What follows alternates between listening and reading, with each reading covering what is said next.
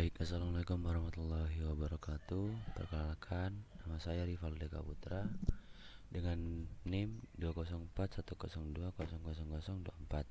Di sini saya akan menjelaskan tentang konsep dasar SCADA. Nah, di sini ada gambar salah satu pengaplikasian SCADA. Yang pertama saya akan menjelaskan tentang definisi dari SCADA. Jadi, sistem SCADA ini merupakan suatu integrasi antar software, komputer, dan sistem kontrol di mana kita dapat memonitoring seperti yang ada di data, mengumpulkan data, sekaligus mengontrol peralatan dari jarak tertentu menggunakan media kabel, frekuensi radio, atau bahkan jaringan internet. Untuk yang kedua, saya akan menjelaskan tentang fungsi yang ada pada SCADA. Pada dasarnya SCADA ini mempunyai 3 fungsi, yaitu yang pertama adalah fungsi monitoring data dan status peralatan. Misalkan monitoring hasil pengukuran sensor tertentu dan status aktuator seperti relay terbuka atau tertutup, konveyor berjalan atau tidak, dan lain-lain. Nah, untuk yang pada gambar tersebut ada monitoring sebuah sistem di mana sebuah sistem tersebut bisa dipantau melewati layar-layar yang ada di komputer tersebut. Untuk yang fungsi kedua itu ada fungsi data akuisisi. Jadi maksudnya adalah data akuisisi itu mengumpulkan data, menyimpannya, bahkan menganalisanya secara otomatis. Misalkan pada pengukuran sensor suhu sistem SCADA, dibuatlah suatu logika ketika nilai suhu di atas 40 derajat Celcius. Maka peringatan muncul pada sistem SCADA dan alarm menyala. Jadi untuk mengumpulkan data dan menyimpan data di sini dilakukan secara otomatis melalui program yang ditanam pada sistem SCADA tersebut. Nah, yang ketiga terdapat fungsi kontrol. Jadi maksudnya mengontrol peralatan berdasarkan data yang diperoleh atau dapat dilakukan secara manual. Misalkan dibuat suatu logika ketika sensor proximity logam mendeteksi adanya logam pada konveyor yang berjalan, maka pneumatik akan aktif dan mendorong logam tersebut agar tersingkir.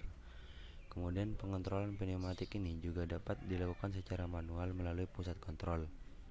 Jadi untuk pengontrolan pada SCADA ada 2 macam, yaitu secara manual dan secara otomatis. Ketika dilakukan secara manual itu bisa dilakukan oleh user sendiri melalui tombol-tombol yang ada pada sistem SCADA tersebut. Kalau dilakukan secara otomatis, maka dapat menanamkan program pada SCADA tersebut untuk melakukan aksi ketika ada reaksi yang berlangsung. Jadi sistem tersebut akan berjalan otomatis. Nah, untuk yang selanjutnya saya akan menjelaskan tentang bagian-bagian yang ada pada SCADA dan beserta fungsinya. Jadi pada dasarnya SCADA ini mempunyai 4 komponen utama. Yang pertama itu ada pusat kontrol. Pusat kontrol ini merupakan suatu hardware yang digunakan untuk melakukan pengontrolan dan monitoring data atau status peralatan. Pusat kontrol ini terdiri dari komputer dan biasanya juga terdapat beberapa komponen penunjang lainnya seperti MMI, mimic board, dan printer logger. Jadi main control ini memiliki beberapa fungsi, yaitu sama seperti tadi, melakukan monitoring dan status peralatan dari RTU. Misalkan monitoring hasil pengukuran sensor tertentu yang terpasang di RTU, dan monitoring status peralatan seperti konveyor berjalan atau tidak, dan lain-lain. Seperti contohnya itu seperti yang tadi, dapat memonitoring semua yang terjadi pada sistem SCADA tersebut. Ya, komponen penunjang yang biasanya dihubungkan ke main control itu biasanya MMI. Apa itu MMI? Jadi MMI ini artinya main machine interface. Jadi mesin yang terhubung pada manusia, interface pada manusia, atau HMI, Human Machine Interface, berfungsi sebagai antarmuka tambahan antara user dengan sistem selain komputer.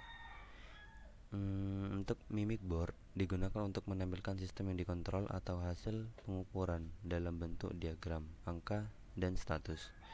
Printer digunakan untuk mencetak informasi yang didapat dalam bentuk gambar, data, maupun grafik. Nah, untuk yang bagian yang kedua, di situ terdapat media transmisi, di mana ada frekuensi yang disambung oleh fiberoptik sama kabel pilot. Jadi media transmisi ini berfungsi sebagai penghubung atau media komunikasi antara pusat kontrol dengan RTU. Jadi artinya RTU adalah Remote Terminal Unit. Media transmisi ini bisa berupa kabel fiber optik seperti yang digambar, bisa kabel pilot seperti yang digambar, bisa melalui gelombang frekuensi atau radio, atau juga bisa menggunakan internet, frekuensi dari internet. Jadi media transmisi ini adalah penghubung antara pusat kontrol dengan remote terminal unit nantinya. Nah, yang ketiga ada remote terminal unitnya sendiri, atau yang bisa disebut RTU. Jadi RTU ini merupakan suatu alat atau mesin yang akan bekerja sesuai dengan logika yang ditanam pada alat tersebut. RTU ini memiliki beberapa fungsi dalam sistem SCADA, yaitu menerima hasil pengukuran sensor seperti nilai arus, tegangan, frekuensi listrik, dan lain-lain. Dan RTU ini juga menerima status peralatan seperti statusnya pneumatik itu mendorong atau tidak, atau status saklar itu terbuka atau tertutup, dan status-status yang lain. Dan selanjutnya fungsinya mengirim data hasil pengukuran sensor seperti arus, tegangan listrik, dan status peralatan seperti saklar terbuka, tertutup, itu dikirimkan ke pusat kontrol.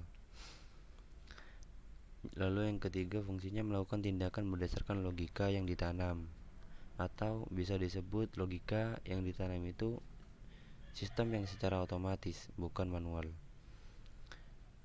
Jadi pada sistem SCADA tersebut melakukan tindakan berdasarkan perintah dari pusat kontrol, misalnya membuka atau menutup saklar.